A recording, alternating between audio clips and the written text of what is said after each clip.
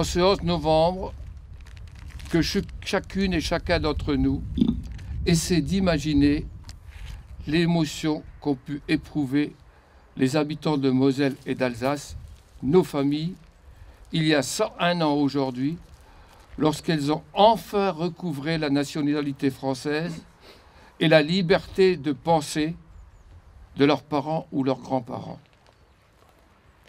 Une émotion qui vous prend le cœur et le ventre. Imaginez, enfin. Ils attendaient cela dans le plus profond de leur être depuis 48 ans. 48 ans, c'est long, très long. Aujourd'hui, grâce au procès de la médecine, c'est parfois la moitié d'une vie. Mais à l'époque, c'était souvent presque une vie.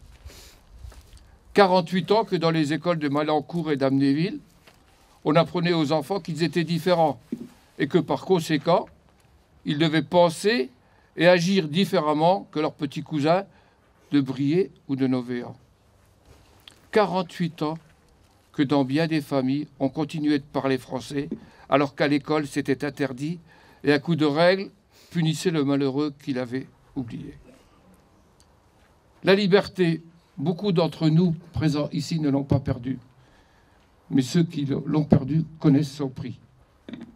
Imaginez le bonheur qui les a tous étreints. Bien sûr, 101 ans, surtout pour les jeunes gens, c'est à la fois un temps très très long, mais par rapport à la vie, c'est un temps très court. Pour nous qui avons la chance de vivre aujourd'hui dans une Europe en paix depuis 75 ans, il est de notre devoir de tout faire afin que la liberté et la paix, les plus grands biens pour tous les êtres humains, puissent être préservés. Jeunes gens du Conseil municipal des jeunes, ainsi que des écoles, cette tâche vous incombe également désormais. J'associe en ce jour la journée du souvenir afin de mettre à l'honneur tous les conflits qui ont fait et font encore parmi nos soldats et civils de nombreuses victimes. Nous nous souviendrons de la guerre d'Indochine, de Corée, de la guerre d'Algérie, les AFN comme on les appelle, de tous ces attentats qui font de nos jours des centaines de victimes chaque fois qu'ils frappent dans le monde, au prix de quoi? Il est de notre devoir de ne pas oublier ces soldats qui partent en mission pour que la paix revienne dans les pays en guerre, obligeant des milliers de civils à partir de leurs terres. Rendons hommage à tous ces hommes, femmes, civils et militaires en se posant une seule question. Et si c'était nous ?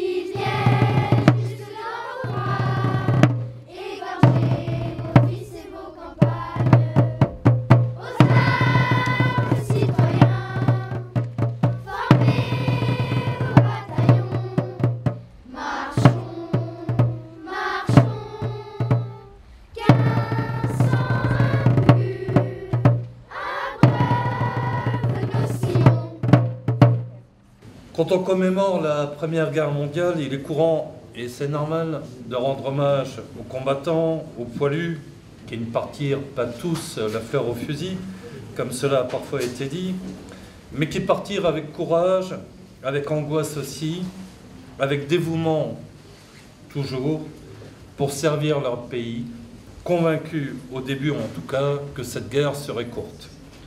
Cet hommage est protocolairement rendu devant le monument aux morts, preuve en est que nous en revenons. Mais dans l'article des lieux de mémoire qu'Antoine Prost consacre au monument aux morts, il montre que ce sont les communes, c'est-à-dire les citoyens, qui réclament ces monuments en forme d'union sacrée commémorative. Ce qui est inédit, d'abord parce que la guerre précédente, celle de 1870-1871, n'avait donné lieu qu'à quelques monuments cantonaux ou départementaux. Ensuite, parce que ces monuments ne célèbrent pas des principes abstraits, mais des citoyens concrets, presque toujours sans considération hiérarchique. Il est frappant de constater que sur beaucoup des monuments aux morts ne figurent pas les grades. On donne les noms des individus, quel que soit leur âge, quel que soit leur rang, quelle que soit leur fonction, et même parfois, quelles que soient les circonstances de leur mort. Dans notre commune, comme dans nombre de celles d'Alsace-Moselle, on ne fait aucun distinguo quant à l'armée dans laquelle ils ont combattu, parce qu'ils sont tous égaux sur les monuments, comme ils ont tous été égaux dans la mort. Rendre hommage aux morts ne doit jamais nous faire oublier qu'ils ne sont pas les seuls héros de cette guerre. Certes, la mort confère toutes les qualités aux défunts, mais les héros furent légion. Parmi ces héros, il y a une foultitude d'anonymes, au premier rang desquels ces femmes, qui ont été travaillées dans les usines sans relâche, alors même qu'à pareilles époques, elles étaient le plus souvent cantonnées auparavant aux charges du foyer et n'avaient même pas encore acquis le droit de vote. Il y a aussi tous ceux qui devaient gérer le quotidien et participer du front dit de l'arrière à l'effort de guerre, à maintenir la solidarité, à assurer la survie. Qu'il me soit permis de citer un représentant de l'État, investi de peu de pouvoir mais de beaucoup de responsabilités, confronté directement aux difficultés du quotidien et à ceux qui souffrent, quelqu'un qui peut témoigner de cette vie de tous les jours, un maire. Émile Joly, maire à l'époque de Mende, en Lozère, écrit le 3 septembre 1918 dans un journal publié à l'occasion du centenaire de l'armistice, et je le cite, « Le moral de la population et celui des permissionnaires du front sont superbes. Par contre, la crise de la cherté de la vie grandit sans cesse, et la sécheresse nous prépare pour cet hiver de pénibles privations. La récolte de pommes de terre est d'ores et déjà perdue. » Ces lignes et le contraste qu'on découvre en les lisant résument assez bien les préoccupations d'un maire pendant la Première Guerre mondiale. La première d'entre elles, c'est évidemment le front, la guerre, et en septembre 18, on sait, on sent, on espère toujours que la victoire approche. Mais cette victoire, le maire a peu de temps d'y penser car il est assailli par 1000 contrariétés quotidiennes. La pénurie de charbon, la menace de la disette, des sollicitations adressées au préfet et aux diverses autorités pour garantir et assurer l'approvisionnement de la vie. Cela montre que si nos poilus ont souffert, ceux de l'arrière ont été confrontés également à des souffrances, même si elles étaient différentes. Il ne faut pas dès lors qu'en célébrant le front, en célébrant la victoire, on oublie cet arrière qui a tenu, qui a joué, qui a compté pour la victoire. À notre époque où les exemples de solidarité sont désormais célébrés comme exceptionnels, rappelons-nous à l'occasion de cette commémoration qu'en ces temps de guerre, c'est la solidarité, l'entraide, la main tendue qui était le ciment quotidien et que ce sont ces valeurs qui nous permettent aujourd'hui de vivre libres et en paix.